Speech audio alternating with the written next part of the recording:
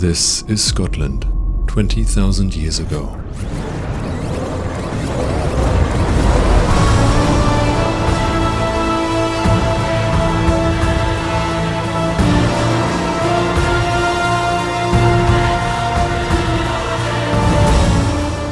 Frozen in time, this is the land the Roman Empire will one day call Caledonia.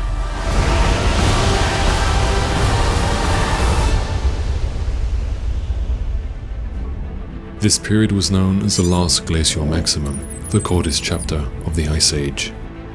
It was an unfamiliar world, where sea levels were 125 meters lower than today.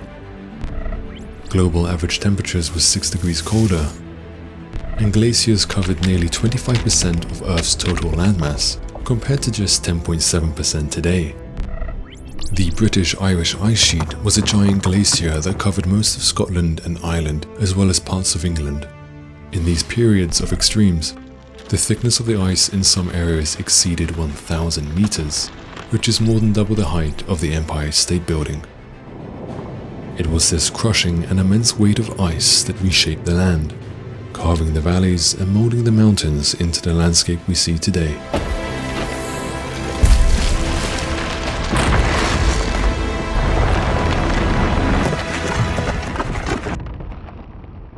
It's hard to believe that the land known for its lush green terrain was once so desolate. Yet this seemingly eternal icy world began to thaw 11,700 years ago, marking the end of the Ice Age and the beginning of the Holocene epoch, the current geological period we live in today. But as the ice retreated, something extraordinary happened.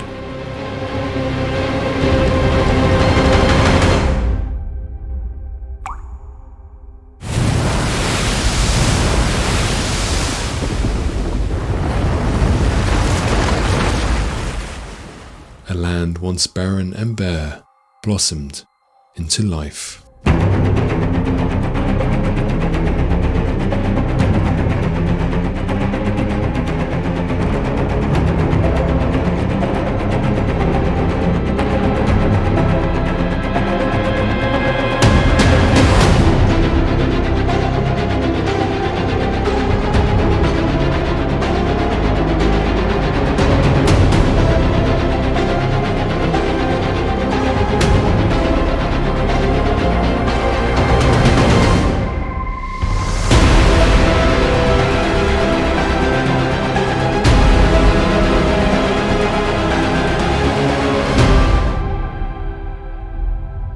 Over the following millennia, diverse flora and fauna returned. Larger animals like the red deer, lynx, wild boar, and wolves were the guardians of the forest, playing a vital role in maintaining the balance of the ecosystem.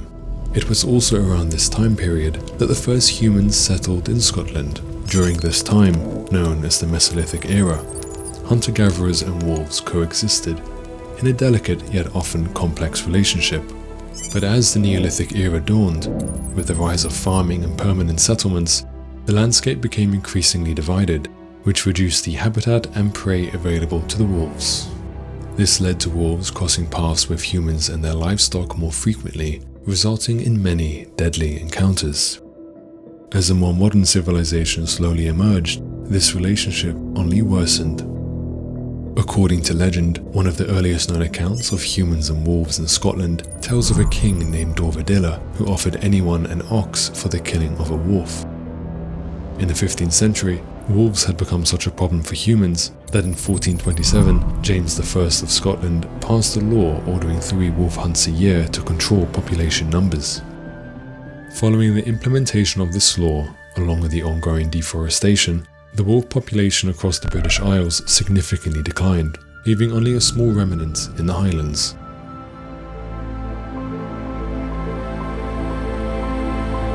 There are many legends of the Last Wolf of Caledonia, but one of the most famous tells of a hunter named McQueen, who killed the last wolf near the River Findhorn in 1743. At the time, the true impact of losing such an important predator was not fully understood, whereas today, its absence has become undeniably clear, and the forests of Caledonia have deep wounds to prove it. Nearly 300 years later, an ecologist who is also from Findhorn is enlightening us on the lasting damage of that loss and how we can help heal the wounds of the Caledonian Forest. His incredible work helps us understand why now, more than ever, our connection to nature is so important.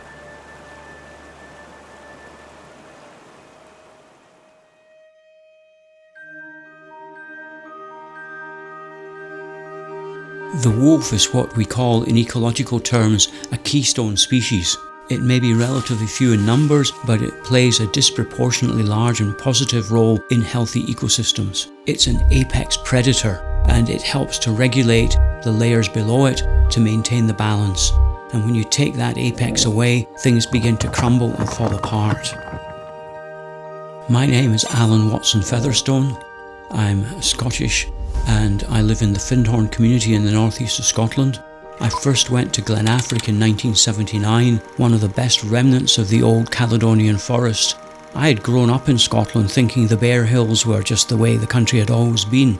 But because I'd travelled to Canada and South America and other parts of the world, I'd seen healthy natural forests with their full complement of species. And when I went to Glenafric, it was like, this is a little breath, it's a little example of those places. So I began going out there regularly, and I very quickly got this overwhelming sense that the forest was dying. There were only old trees, 200, 250 or even 300 years old, and no younger ones. They still produced healthy seeds. The seeds germinated, but they never got more than a few inches high because they were eaten by deer. And I realized that this forest was calling out for help. I realised if nothing was done, in another 50 years, the old trees would all have died, no seed source, and that would be the end of the line.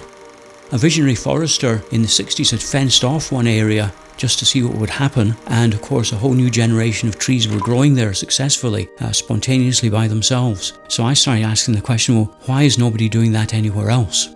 So I got inspired to do something about this, and I made a public commitment in 1986 at a major conference on the world's environment crisis that I was the main organiser of here at Findhorn. And in the final session, we asked anybody who was inspired to stand up in front of 300 people, make a public commitment to do something for the earth. So my commitment was to launch a project to restore the Caledonian Forest. That was how I started Trees for Life, which is now quite a substantial charity. I was an important part of that for 31 years, and it's still thriving today. All the early work was done in Glenafric to put up fences to keep deer out so that young trees could grow again. And that's what's happened in several areas there where we fenced off these remnants of the old forest. Seedlings were already there and they're growing by themselves. So the forest is recovering. That's the first step in ecological restoration of a healthy ecosystem, because everything depends on the vegetation. And it's not just trees, it's also the blaeberries and the heather and the other plants that live as part of the forest community. None of those were able to grow because of the excessive browsing pressure from too many deer.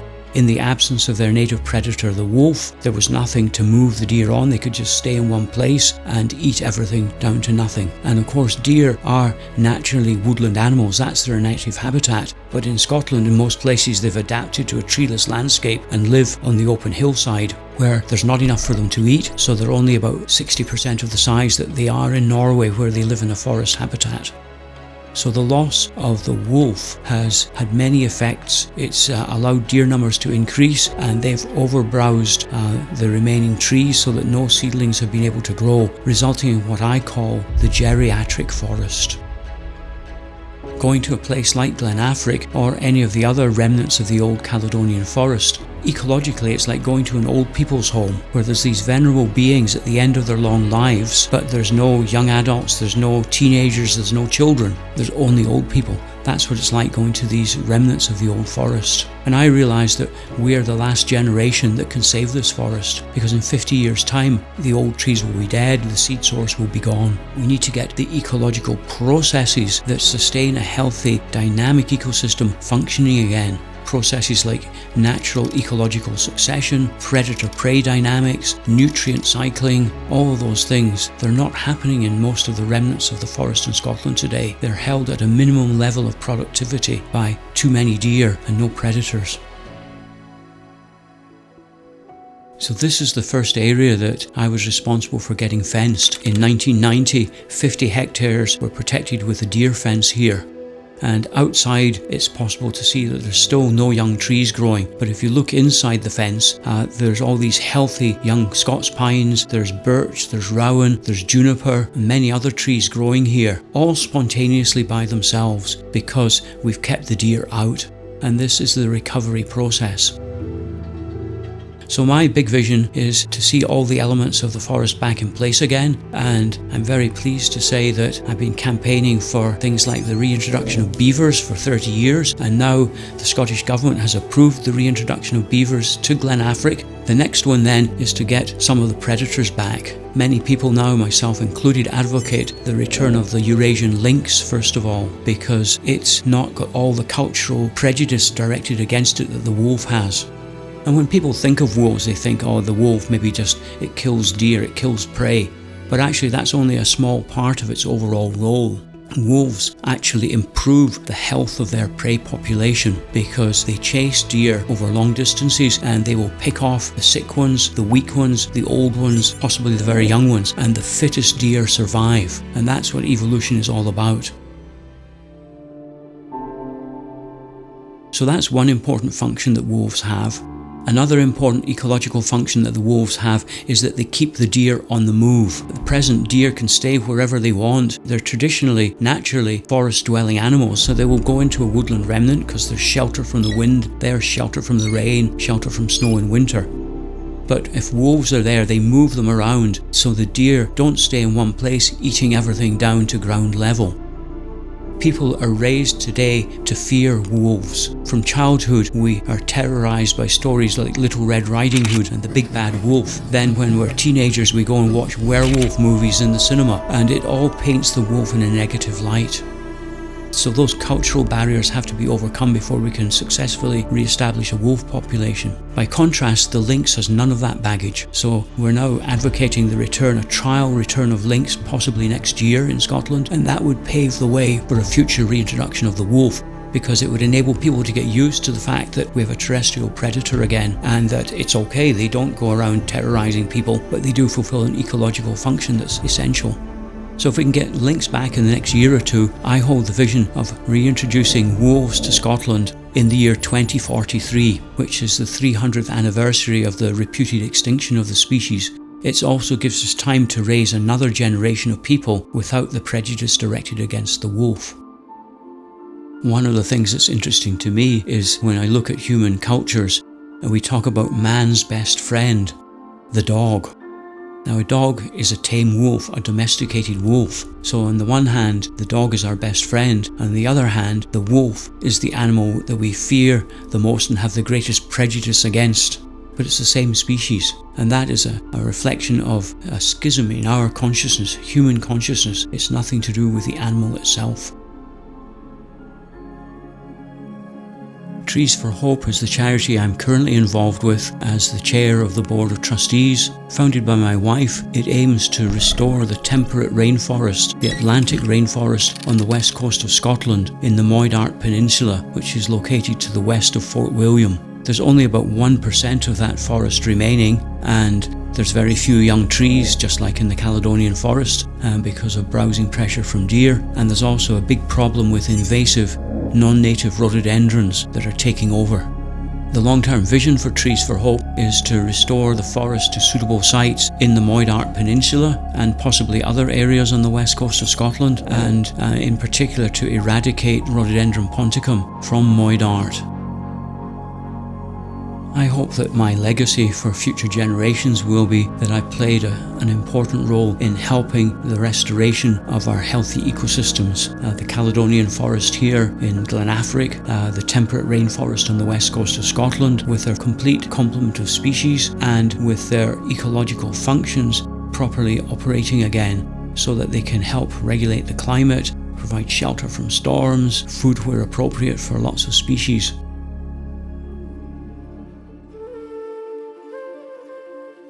My big vision is that, we'll see the apex predators back in abundance again. Not everywhere in Scotland, but in the areas where it can have more of a wild landscape. When I hear people talk about the extinction of the wolf in Scotland and the last wolf having been shot in 1743, I shake my head and say, no, the last wolf of Caledonia has not yet been born.